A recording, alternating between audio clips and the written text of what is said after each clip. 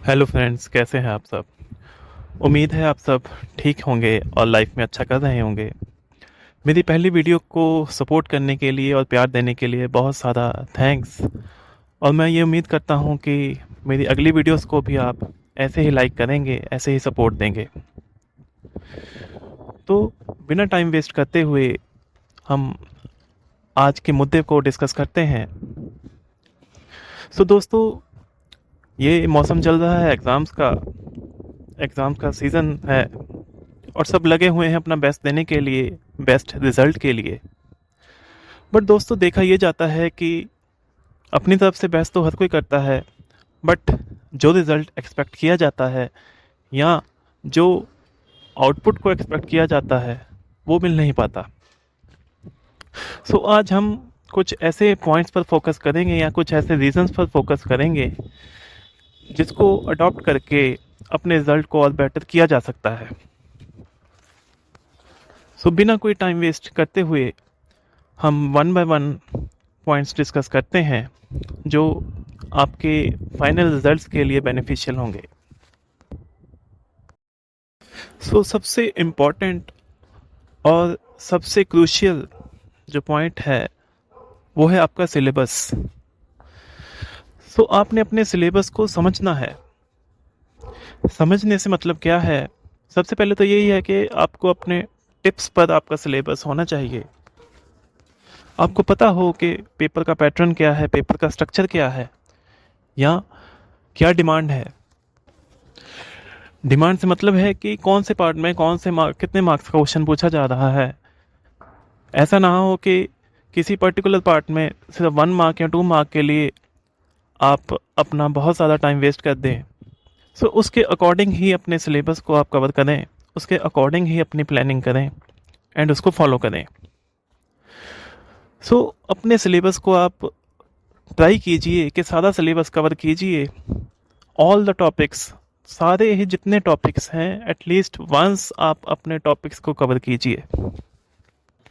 कई बार देखा ये जाता है कि कोई जो टॉपिक डिफ़िकल्ट होता है, जिसमें हमारा इंटरेस्ट नहीं होता, उसको हम बस डिले कर ही जाते हैं कि इसको बाद में कर लेंगे या पेपर से एक दिन पहले कर लेंगे या सुबह उठ के कर लेंगे। बट होता यही है कि वो टॉपिक आपका रह जाता है और कई बार वो ही पेपर में आता है। तो इसलिए आपने सारे टॉपिक्स को पहले से ही कवर करके रखना है ताकि लास्ट टाइम में, फाइनल टाइम में आपको कोई प्रॉब्लम ना आए। और इन चीज़ों का भी ध्यान रखना है कि कौन से टॉपिक्स डिलीट कर दिए गए हैं या कौन से न्यू टॉपिक्स ऐड किए गए हैं एंड उनकी वेटेज क्या है। सिलेबस का पार्ट सबसे इम्पॉर्टेंट है किसी भी एग्ज़ाम के लिए। हमारा सेकंड पॉइंट है प्रीवियस ईयर क्वेश्चंस। जो फाइनल एग्ज़ाम्स के, बोर्ड एग्ज़ाम्स के प्रीवियस ईयर क्वेश्चंस हैं, previous year means last 5-6 years के। ज़्यादा पुराने करने की ज़रूरत नहीं है, जस्ट 5 ईयर्स आर सफिशेंट, इतना बहुत है। पिछले जो एग्ज़ाम्स में क्वेश्चंस पूछे गए हैं उनको आपने कवर करना है, क्योंकि ये चीज़ देखी गई है कि स्टूडेंट्स को ये होता है कि प्रीवियस ईयर क्वेश्चंस कर लें तो सेम टू सेम क्वेश्चन मिल जाएगा। ये ज़रूरी नहीं है कि आपको सेम क्वेश्चन ही पेपर में मिले। प्रीवियस ईयर क्वेश्चन करने का मतलब ये होता है कि आपको वो टॉपिक का पता लग गया कि कौन से टॉपिक से क्वेश्चंस ज़्यादा पूछे जा रहे हैं, उस टॉपिक को आपने कवर करना है हर एंगल से। फॉर एग्ज़ाम्पल, मैं केमिस्ट्री का जो एग्ज़ाम्पल लेके बता रहा हूँ, मान लो हाफ लाइफ पीरियड पे एक न्यूमेरिकल पूछा गया है किसी एक पेपर में, या लास्ट 5 ईयर्स में मान लो 2 टाइम्स न्यूमेरिकल पूछ लिया उन्होंने, तो इसका ये मतलब नहीं है कि हाफ लाइफ में से वो न्यूमेरिकल ही पूछेंगे। वो कंसेप्ट, वो उसका हर एक एस्पेक्ट आपको कवर करना है। इसका ये मतलब हुआ कि हाफ लाइफ पीरियड का टॉपिक जो इम्पोर्टेंट है, जरूरी नहीं कि वही न्यूमेरिकल या सिर्फ न्यूमेरिकल ही पूछा जा सकता है। प्रीवियस ईयर का मतलब ये होता है कि वो टॉपिक्स हमने देखने हैं, कौन से टॉपिक्स ज़्यादा इम्पोर्टेंट हैं। और प्रीवियस ईयर क्वेश्चंस का ये मतलब नहीं होता कि बस वो क्वेश्चंस ही कवर करें, बाकी कुछ ना करें। जैसे जैसे आप चैप्टर कवर करते हैं किसी भी सब्जेक्ट के, चैप्टर के अकॉर्डिंग ही आप देख लीजिए कौन से टॉपिक्स में कौन से क्वेश्चंस को प्रीवियस ईयर्स में पूछा गया है, बजाय इसके कि सारी बुक करने के बाद आप दोबारा प्रीवियस ईयर क्वेश्चंस देखेंगे पूरी बुक में से कौन सा पूछा गया है, उसमें आपका ज़्यादा टाइम वेस्ट होगा और कन्फ्यूज़न भी ज़्यादा होगी। सो चैप्टर वाइज आपने प्रीवियस ईयर क्वेश्चंस को देखना है। हमारा थर्ड पॉइंट है स्ट्रेस मैनेजमेंट। स्ट्रेस को कैसे मैनेज करना है। सो एक गलत फहमी, मिसअंडरस्टैंडिंग कह लो या मिसकंसेप्शन कह लो, रॉन्ग परसेप्शन कह लो, स्टूडेंट्स के माइंड में ये ज़रूर चीज़ होती है कि जो स्ट्रेस है बस मुझे ही है, जो हमारा टॉपर है, जो हमारी टॉपर है, उसको स्ट्रेस नहीं होता। सो माय डियर फ्रेंड्स, आप एक बात को हमेशा माइंड में रखें कि चाहे कोई भी आदमी है, किसी भी लेवल का एग्ज़ाम है, उसके माइंड में स्ट्रेस होगा ही होगा। And stress is a good thing, ये बुरा नहीं है। अगर वो अपनी लिमिट से ओवर हो रहा है तो वो बुरा है। सो स्ट्रेस सभी को होता है। स्ट्रेस से टेंशन होती है, टेंशन में पढ़ाई होती है।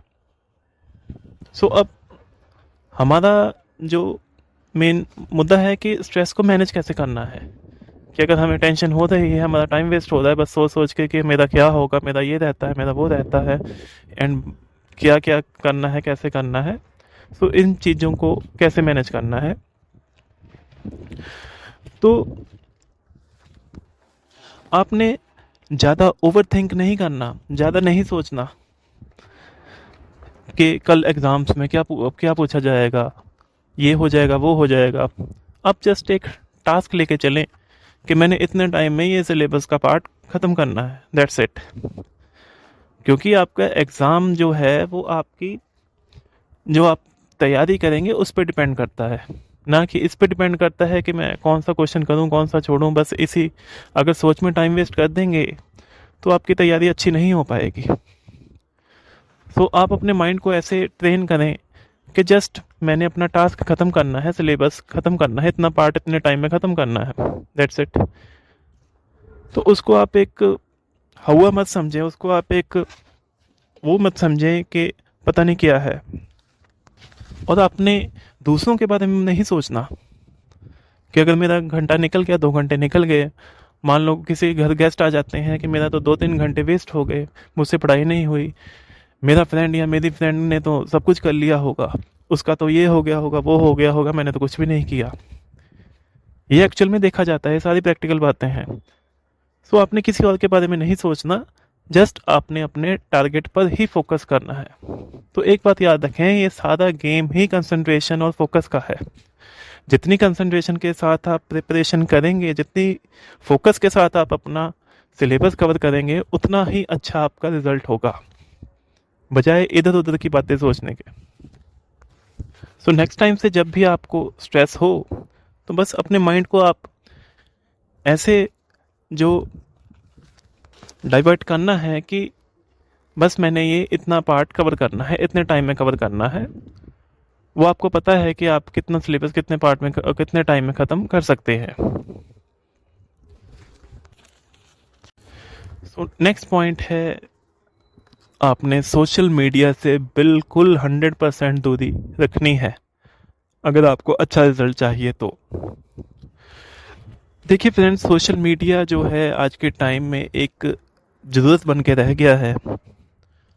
हम सोशल मीडिया को नहीं चलाते, हम ये स्नैपचैट, इंस्टाग्राम या जो भी हम यूज़ करते हैं, हम उसको नहीं चलाते, वो हमको चलाते हैं।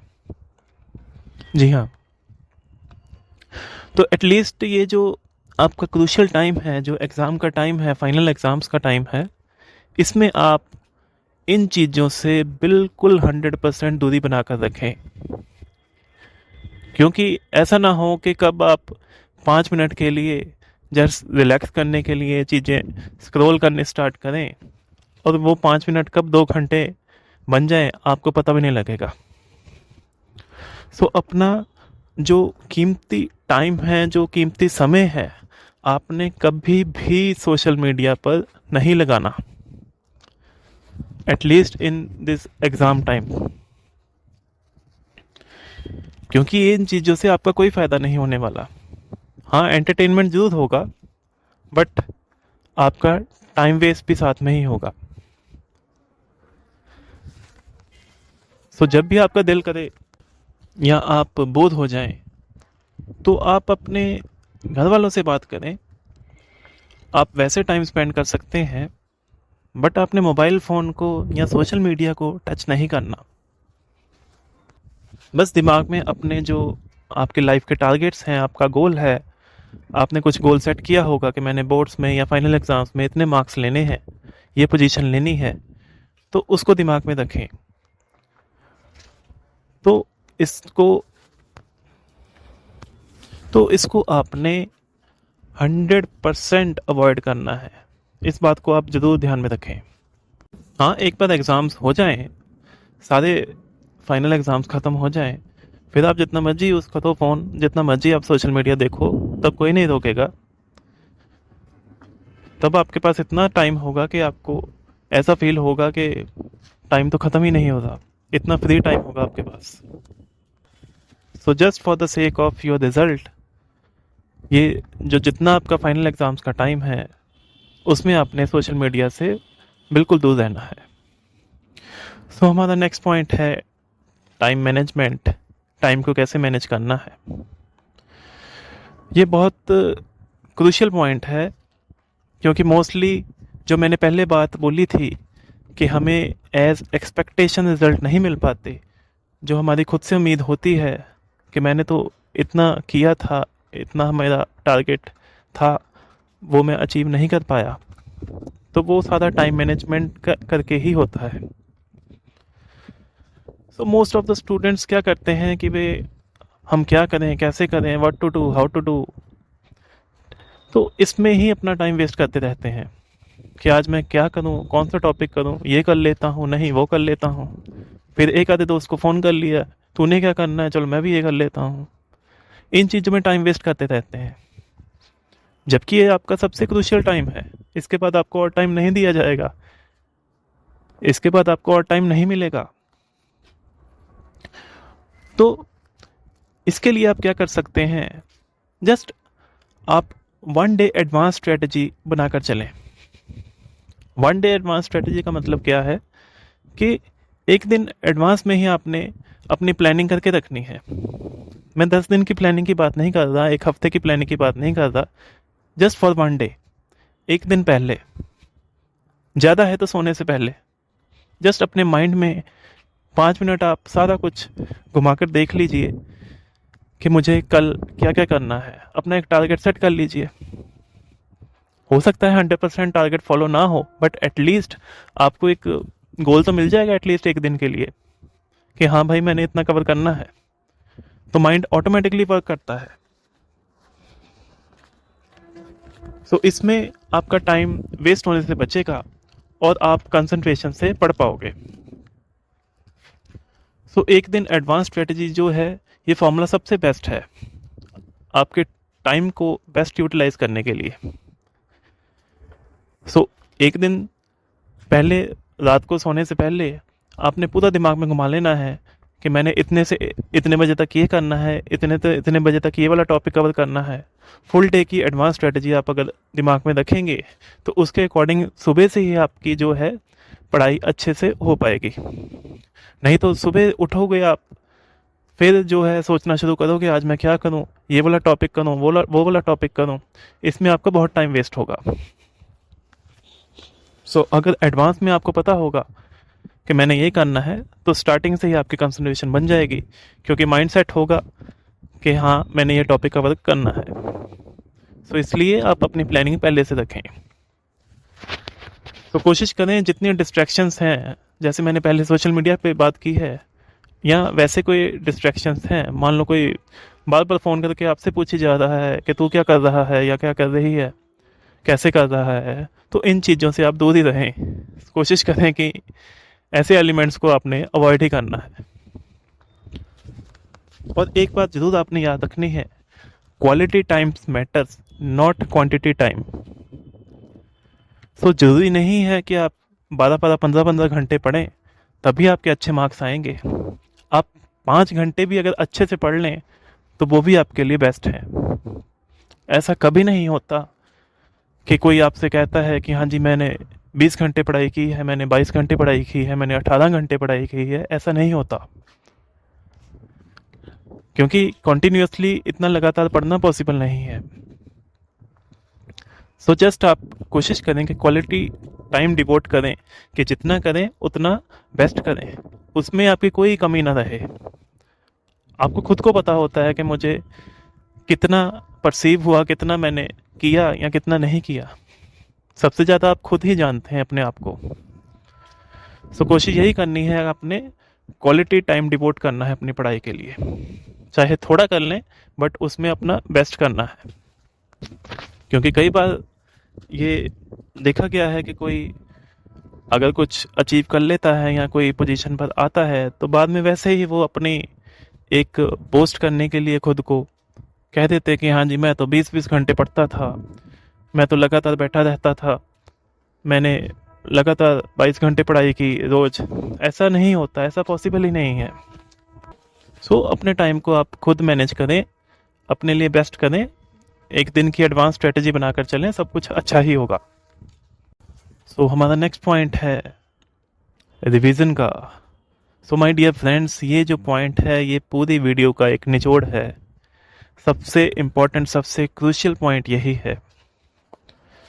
सो revision is the key to success. ये आपने बहुत बार सुना होगा, देखा होगा, पढ़ा होगा। सो बिना रिवीजन के आप अपना कोई भी पेपर, कोई भी जो अटेम्पटेशन है वो बेस्ट नहीं कर सकते। इट इज सर्टेन, ये बात पक्की है। सो ये मैटर नहीं करता आपने पूरे साल क्या पढ़ा है, कितना पढ़ा है। मैटर यही करता है आपने पेपर से 1-2 दिन पहले क्या किया है। सो मैं ये नहीं कहता कि आप सारे टॉपिक्स न्यू टॉपिक्स बनाकर ही पेपर से 1-2 दिन पहले करें, इतना कुछ कवर ही नहीं होगा। सो जो भी आपने पूरे साल में किया है, कवर किया है, उसकी रिवीजन जो है वही लास्ट में होती है। स्पेशली जो लास्ट रिवीजन होती है, जितनी बार आप चीज़ों को रिवाइज करोगे उतना आपका जो है वो पक्का हो जाता है कि आप एग्ज़ाम्स में अच्छा अटेम्प्ट कर पाओ। So go for multiple revisions, बार बार रिवाइज करें। सो कोई भी एग्ज़ाम जो है वो तभी अच्छा होता है जितनी अच्छी आपकी रिवीजन होती है। सो इस बात को आपने हमेशा ध्यान रखना है कि कोई भी पेपर है उसमें आपने मैक्सिमम टाइम्स जो है रिवीजन करके जानी है। लास्ट टाइम रिवीजन बहुत मैटर करती है, जो पेपर से 3-4 घंटे पहले होती है या एक रात पहले होती है। सो कोशिश करें जितनी ज़्यादा रिवीजन होगी उतना ही बेनिफिट होगा।